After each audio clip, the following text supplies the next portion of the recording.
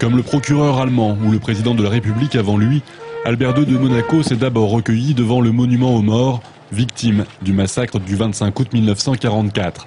Mais sa venue est d'abord un hommage au couple Hale, ses parrains bienfaiteurs américains venus en aide aux survivants. Dès 1946, le couple fait livrer vêtements, mobilier et nourriture jusqu'à leur décès, il y a 50 ans aujourd'hui. Grâce à eux, Maillé, village assassiné, n'est pas un village mort. Les bourreaux n'ont pas gagné, n'ont pas réussi à éteindre la flamme de cette humanité qui est comme la revanche des parents disparus. À présent, immortalisé par une sculpture de Michel Audiard, ces deux visages réunis de Catherine et Girard restent gravés dans la mémoire de ceux qui n'étaient alors que des enfants.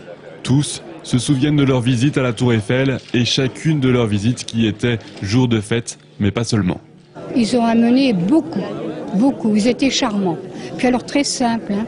Ils nous prenaient un peu, vous savez, quand ils marchaient, qu'ils venaient avec les enfants qui sortaient de l'école, ils nous prenaient par les épaules.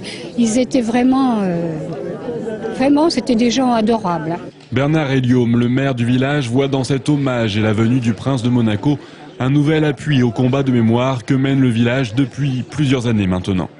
Maintenant, on est bien reconnu et ça assoit bien notre action qui va continuer.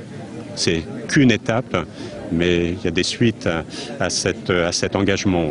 La prochaine étape devrait se dérouler au mois de janvier avec la nouvelle venue du procureur allemand Ulrich Maaß qui poursuit son enquête pour déterminer l'identité des coupables du massacre.